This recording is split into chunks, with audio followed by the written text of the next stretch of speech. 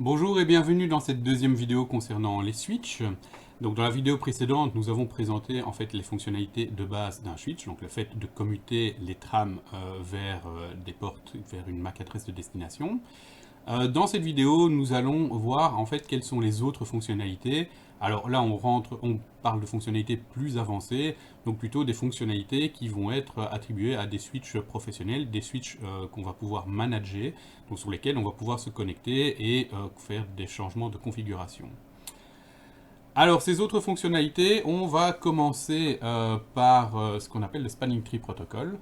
Alors, il faut savoir que dans un réseau, souvent, on essaye d'éviter ce qu'on appelle des single point of failure. Donc, en fait, on essaye d'éviter qu'il n'y ait à certains endroits qu'un seul équipement qui pourrait en fait causer la perte de tout le réseau.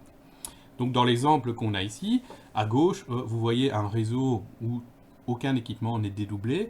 Ce qui veut dire que si nous perdons la connexion Internet entre le firewall et Internet, eh bien, nous perdons toute la connexion. Si nous perdons un des switches, eh bien, on perd tout le réseau. Si on perd une des connexions, soit entre le firewall et le switch, soit entre les deux switches, eh bien, on perd aussi tout le réseau.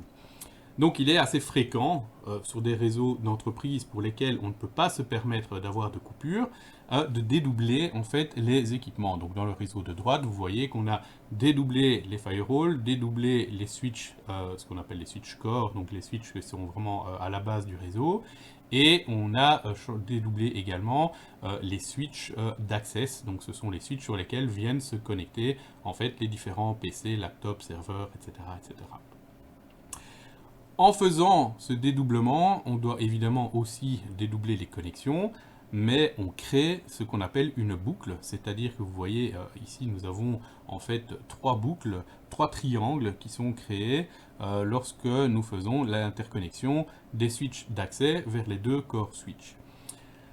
Le risque avec ces boucles, c'est que nous ayons ce qu'on appelle des broadcast storms. Donc le broadcast storm, c'est le fait que des paquets broadcast vont être envoyés sur le réseau et en fait ne vont pas arrêter de tourner en rond sur le réseau, voire se démultiplier, puisque les paquets, à chaque fois qu'ils vont arriver sur un switch, vont être envoyés sur les différentes portes du switch, puisqu'il s'agit de broadcast.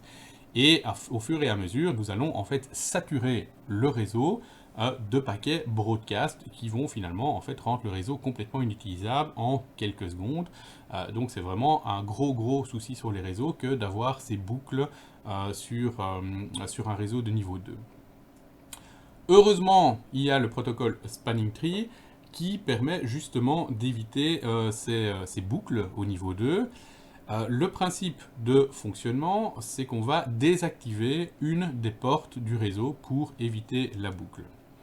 Alors, le Spanning Tree, retenez surtout Spanning Tree Protocol, donc ça c'est vraiment le nom générique du protocole en question. Après, vous allez voir qu'il y a tout plein d'autres dénominations en fonction du constructeur, en fonction du type de Spanning Tree. Donc on a le RSTP par exemple, Rapid Spanning Tree, le PVSTP qui est le Per VLAN Spanning Tree, MSTP, le Multiple Spanning Tree, etc., etc. Quand vous voyez STP dedans, effectivement on parle du protocole Spanning Tree. Le principe reste le même, appliqué de manière différente, mais l'idée c'est toujours d'éviter une boucle de niveau 2 en désactivant une des portes du réseau.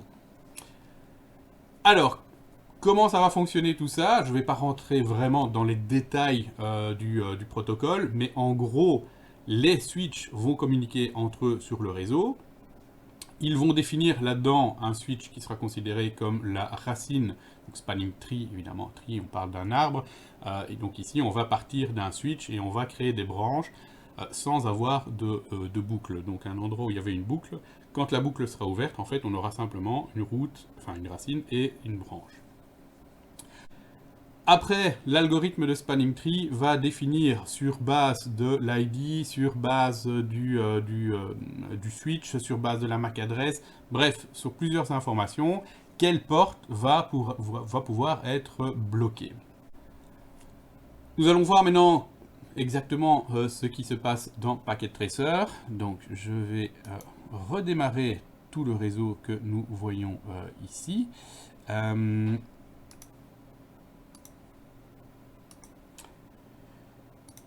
Voilà, alors l'idée de faire le reboot, c'est comme ça, je peux vous montrer. Donc vous voyez, pour l'instant, toutes les portes sont rouges. Donc les portes rouges signifient simplement que les portes sont désactivées. Et donc, au fur et à mesure, les portes vont s'activer. Alors, au départ, quand un switch utilise le Spanning Tree Protocol, les portes vont rester orange. Donc, c'est-à-dire que là, elles sont en mode learning. Elles vont écouter ce qui se passe sur le réseau. Elles vont écouter les communications qu'il y a. Ils vont envoyer des paquets dans tous les sens. Entre-temps, ils vont peut-être recevoir leur paquet en retour, ce qui veut dire effectivement qu'il y a une boucle sur le réseau. Et donc, avec les algorithmes qui sont inclus dans Spanning Tree Protocol, à un moment, les switches vont se mettre d'accord, ben voilà, pour bloquer une des portes. Donc ici, toutes les portes en vert, ce seront les portes qui ne sont pas bloquées. Et le Spanning Tree Protocol a décrété que la porte ici, la porte de ce switch, était bloquée pour pouvoir ouvrir la boucle et donc éviter les broadcast storms. Alors, je peux désactiver Spanning Tree simplement pour vous montrer ce qui va se passer. Donc je prends ici, alors ne regardez pas les commandes de nouveau, c'est pas ça le plus important ici, je suis obligé de les taper puisqu'il faut bien que je fasse les changements de config. On va désactiver Spanning Tree, alors dans ce cas-ci c'est dans le VLAN 1. Je désactive Spanning Tree également sur l'autre switch. Donc, comptez no Spanning Tree VLAN 1. Et le dernier switch, là aussi, je vais configurer, enfin déconfigurer plutôt Spanning Tree.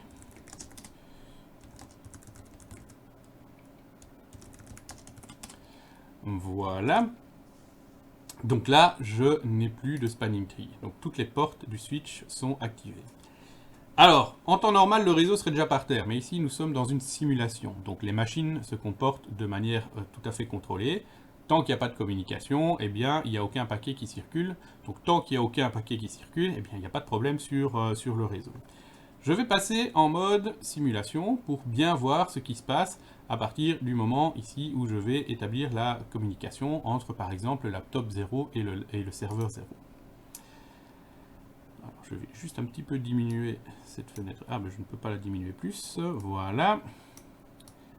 Donc, si j'essaye de communiquer entre le laptop 0 et le serveur, dans un premier temps,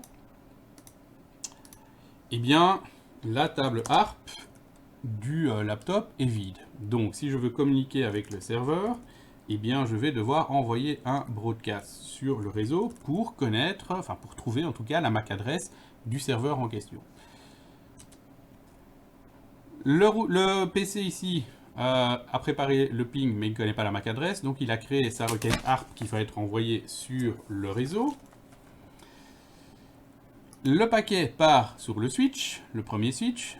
Comme il s'agit d'un broadcast, ici, eh bien, c'est simple, le paquet va être envoyé sur toutes les portes du switch.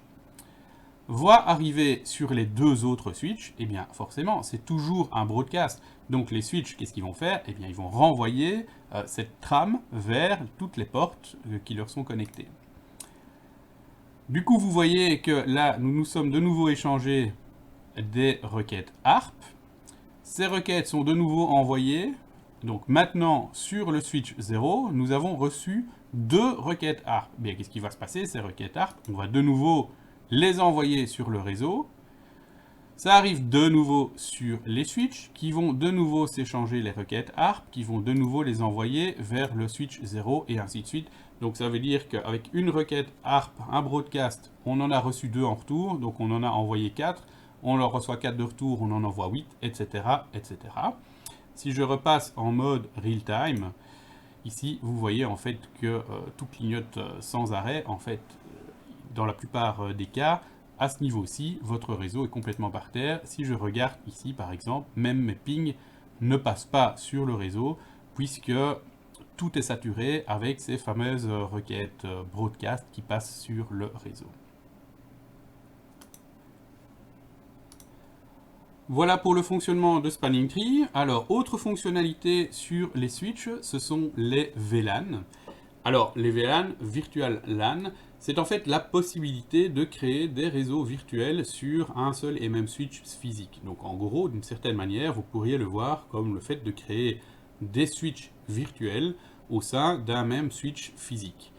L'idée, c'est de pouvoir créer des réseaux logiques indépendants. Donc sur un réseau Ethernet, en règle générale, on essaye de limiter le nombre de machines. Donc on va pouvoir créer des VLAN séparés, par exemple pour les différents départements d'une entreprise. Supposons que vous ayez par exemple le département des ressources humaines ou le département voilà, de l'IT. Eh bien, ce sont des départements qui, en règle générale, vont être séparés du reste du réseau. Donc ici, on est toujours au niveau 2, bien entendu. On va créer des VLAN séparés, ce qui veut dire qu'au niveau 2, les machines dans différents VLAN ne pourront pas communiquer entre elles. Donc quand vous allez envoyer un broadcast sur le réseau, seules les machines d'un même VLAN vont recevoir ces paquets, donc ces broadcasts, ces trames plutôt. Les autres machines dans les autres VLAN ne recevront pas les trames en question. Le principe de fonctionnement, c'est que dans le header au niveau 2, on va rajouter ce qu'on appelle un tag, en gros un identifiant du VLAN dans lequel on se trouve, avec quelques autres informations en plus, donc quel type de VLAN on utilise. Mais l'idée ici, c'est simplement de signaler que la trame en question est taguée, donc elle fait partie d'un VLAN, elle ne peut pas être simplement envoyée sur toutes les autres portes du switch, mais elle peut être envoyée uniquement sur les ports du switch qui sont dans le même VLAN que la trame qui vient d'être reçue. Au niveau du domaine de diffusion, si je crée 3 VLAN, c'est comme si je créais 3 domaines de diffusion différents sur un seul et même switch. Donc nous avions vu que le domaine de diffusion du switch, pour autant qu'il n'y ait pas de VLAN dessus, eh bien c'est tous les équipements qui sont connectés au switch. À partir du moment où je crée des VLAN, donc des réseaux virtuels, des réseaux locaux virtuels, eh bien chaque VLAN, chaque réseau local virtuel est un domaine de diffusion. Donc ici, dans l'exemple, j'ai créé 3 VLAN, le VLAN 10, le VLAN 20 et le VLAN 30. J'ai donc 3 domaines de diffusion sur un seul et même switch. Pour connecter différents switches entre eux, nous allons utiliser des trunks, des VLAN trunks. Donc les trunks, en fait, ce sont des connexions. Donc on va configurer les ports de switch pour pouvoir émettre en fait des trames de plusieurs VLAN sur un seul lien. L'idée, c'est de pouvoir évidemment transporter les paquets tagués d'un switch à l'autre, de telle manière à ce que l'autre switch reçoive évidemment aussi l'information du VLAN dans lequel la trame appartient, et ne transmette cette information qu'aux portes du deuxième switch, qui sont dans le même VLAN que l'ID qui se trouve dans la trame. Alors, deux cas de figure, un trunk entre deux switches, ça c'est ce que je viens de présenter, mais on peut aussi imaginer un routeur ou un firewall qui est connecté à un switch via un trunk, c'est ce qu'on appelle un routeur ou un firewall on a stick, et l'idée en fait c'est que tous ces VLAN vont être interconnectés via le routeur, mais donc pas au niveau 2, mais au niveau 3, on va pouvoir faire passer des informations d'un VLAN à un autre. Alors généralement, ça peut être un routeur, mais généralement au sein d'une entreprise, ça pourrait être un firewall qui va autoriser uniquement certains types de trafic de passer d'un VLAN à un autre. Donc on a un meilleur contrôle, effectivement, pour le trafic qui doit passer d'un VLAN à un autre. Alors, on parle aussi de natif VLAN. Donc, si on arrive avec une machine qui n'est pas configurée comme un trunk, enfin, en tout cas, une interface qui n'est pas configurée comme un trunk, et qu'on la connecte à une interface qui est configurée comme un trunk, eh bien, on va tomber dans un VLAN par défaut. En gros, ici, l'idée, c'est d'avoir une espèce de secours. Si quelque chose ne fonctionne plus sur le switch, eh bien, on va se connecter sur le trunk, on va tomber dans le VLAN par défaut, généralement le VLAN de management, et on va pouvoir corriger le problème. Alors, l'illustration des trunks ici, eh bien, nous avons donc deux switches dans le cas de l'image en haut à droite, qui sont interconnectés par un trunk, et sur ce trunk, nous allons faire passer les deux VLAN qui ont été configurés, VLAN 10 et VLAN 20. Le VLAN en gris, c'est le natif VLAN, typiquement le VLAN de configuration, pour le cas où nous avons un souci et nous devons nous connecter en urgence sur un switch. Le trunk fait passer toutes les trames qui sont taguées avec les différents VLAN. Par contre, sur les différents switches, les trames qui sont destinées uniquement au VLAN 10 n'iront que sur les portes qui sont configurées dans le VLAN 10 Et même chose, les trames qui concernent le VLAN 20 n'iront que sur les ports qui sont configurés dans le VLAN 20.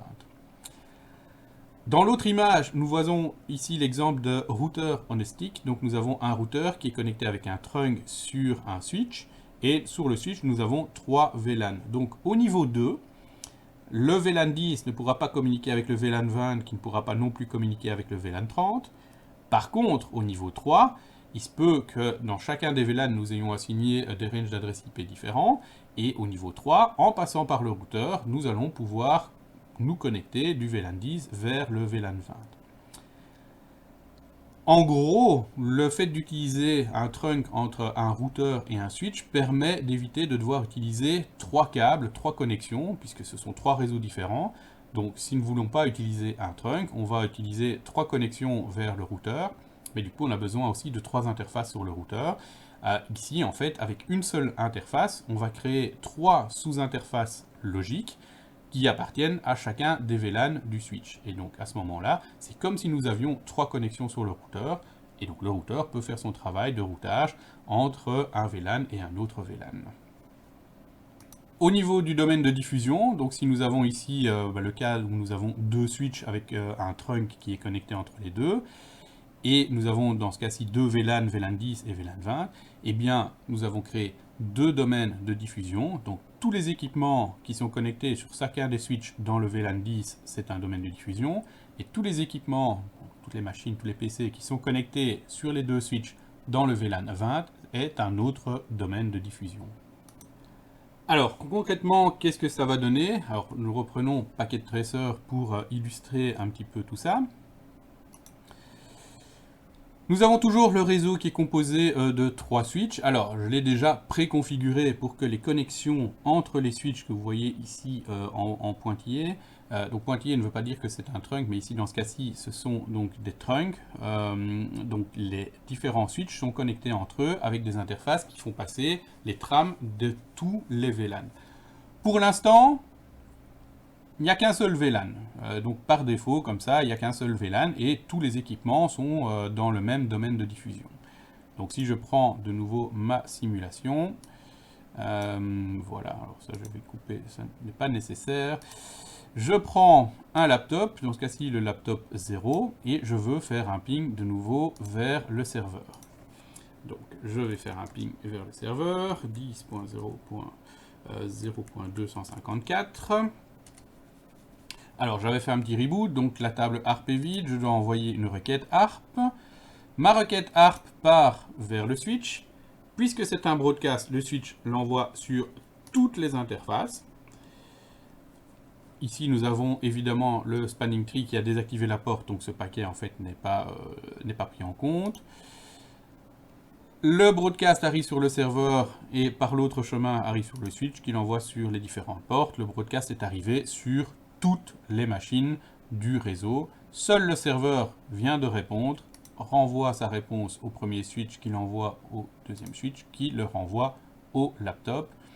Et à partir de là, la communication s'établit entre le laptop et le serveur. Donc uniquement, l'échange de communication se passera uniquement entre le laptop et le serveur. Voilà, je repasse un petit peu en real time. Si je regarde maintenant au niveau, donc toujours de la table ARP, ici j'ai rempli l'information avec le serveur. Je peux dès lors pinguer les différentes machines qui se trouvent sur le réseau. Donc la 1 c'est moi-même, donc là pas beaucoup d'intérêt. La 2 c'est le laptop numéro 1. La 3 c'est le PC à droite. Et le 4 c'est le deuxième PC sur la droite. Donc là en fait, ARP-A, je vois bien toutes les machines du réseau. Évidemment, la 1, je ne la vois pas puisque c'est moi-même. 2, 3, 4 et 254. Donc, ce sont les autres machines qui sont connectées. Toutes ces machines sont évidemment dans le même réseau pour l'instant. Je vais refaire la même chose, mais cette fois-ci, je vais mettre le laptop 0, le serveur et le PC 0 dans un VLAN différent. Donc, en fait, je vais créer un domaine de diffusion différent. Alors, je vais juste me permettre de faire un petit dessin, comme ça, nous avons la possibilité de voir ça de manière plus claire. Je vais prendre par exemple du bleu pour le premier VLAN. Hop, donc ici nous allons mettre toutes ces machines dans un VLAN différent. Et pour les autres machines, ici, nous allons les laisser dans le VLAN actuel. Nous allons du coup créer deux domaines de diffusion et puis nous allons voir un petit peu comment tout ça se comporte. Alors pour ce faire, je vais dans les switches. Je vais d'abord vérifier l'interface sur laquelle on se trouve, évidemment c'est important. Donc ici la Fast Ethernet 0.1, ici Fast Ethernet 0.1 et ici Fast Ethernet 0.2. Donc je vais commencer par celui-là, Fast Ethernet 0.2. Je vais simplement indiquer que je ne suis plus dans le VLAN 1, mais dans le VLAN 2. Ici également, donc Fast Ethernet 0.1, je suis dans le VLAN 2. Et ici également, je suis dans le VLAN 2.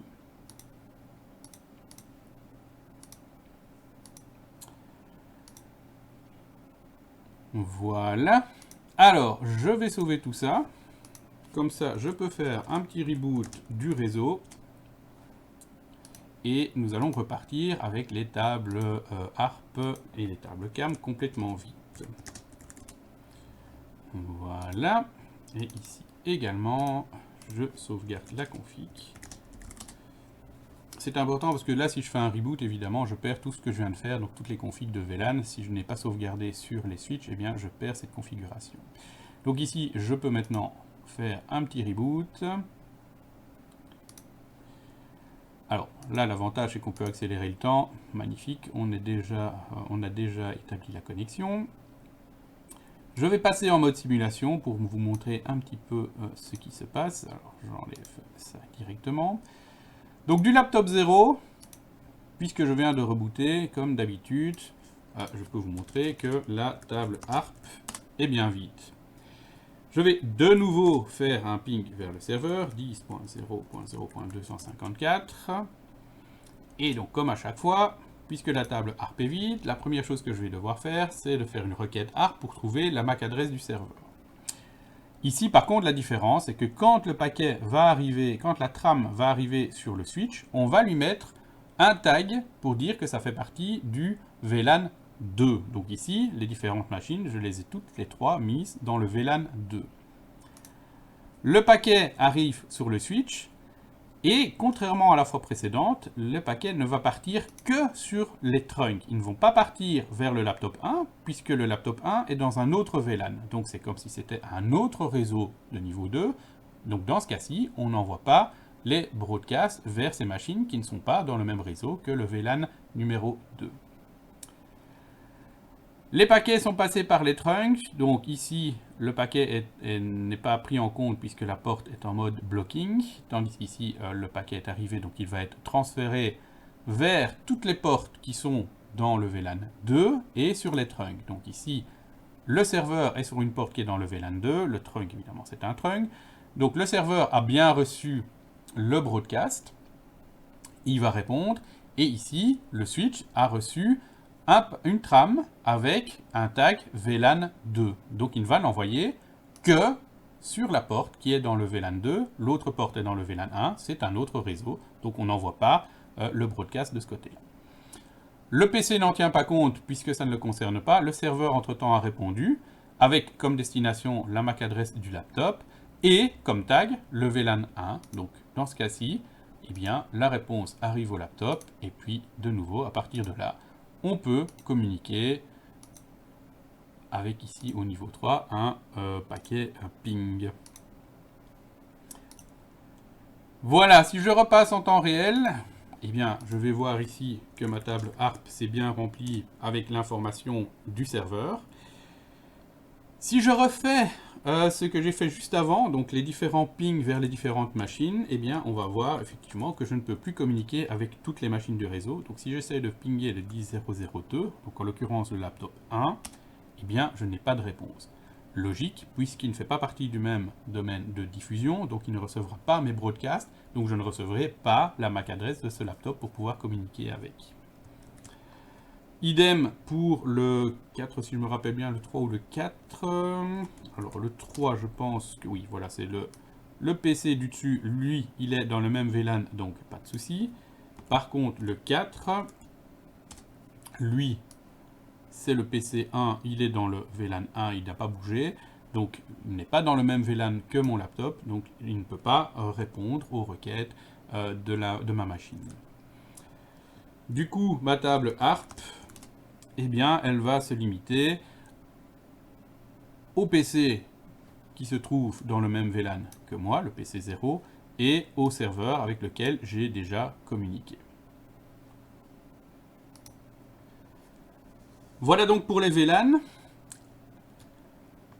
Autre fonctionnalité, alors ce n'est pas forcément uniquement pour les switches, mais ça fait partie effectivement d'une possibilité que vous pouvez avoir sur les switches, c'est le fait de pouvoir faire travailler plusieurs interfaces ensemble. Donc plusieurs interfaces physiques vont se comporter comme une seule interface logique. Alors l'idée c'est de pouvoir interconnecter deux switches avec une bande passante plus importante.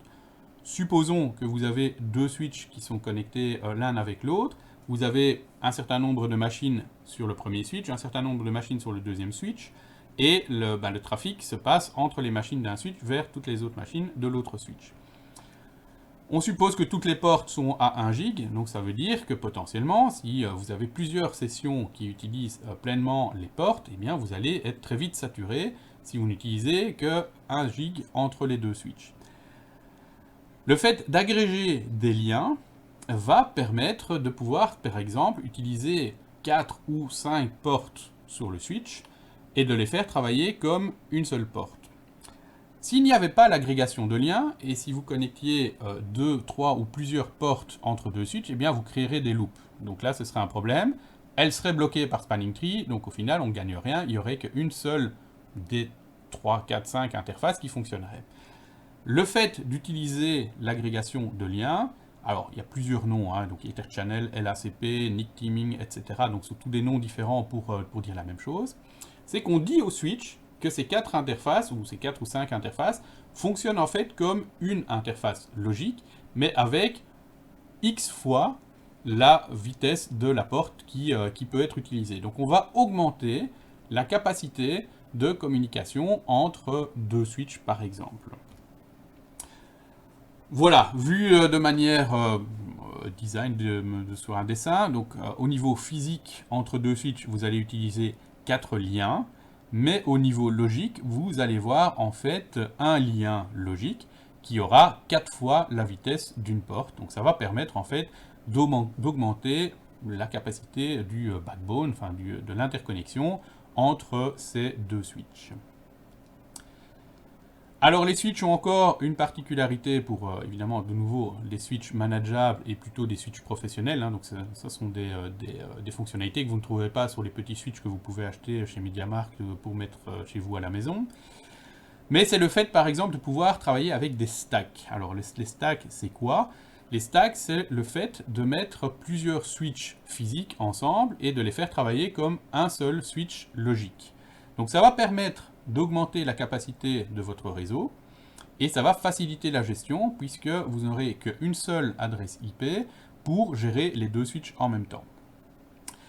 La manière de mettre des switches en stack est souvent dépendante des différents constructeurs. Donc soit ce sont des câbles dédiés qui vont interconnecter le backplate des différents switches, soit vous pouvez utiliser des portes en fait du switch lui-même pour cette interconnexion entre deux switches, mais l'idée reste la même, c'est de pouvoir faire travailler plusieurs switches entre eux comme s'il n'y avait qu'un seul switch. Donc par exemple ici, nous voyons qu'il y a 3 switches qui sont interconnectés avec des câbles un petit peu particuliers.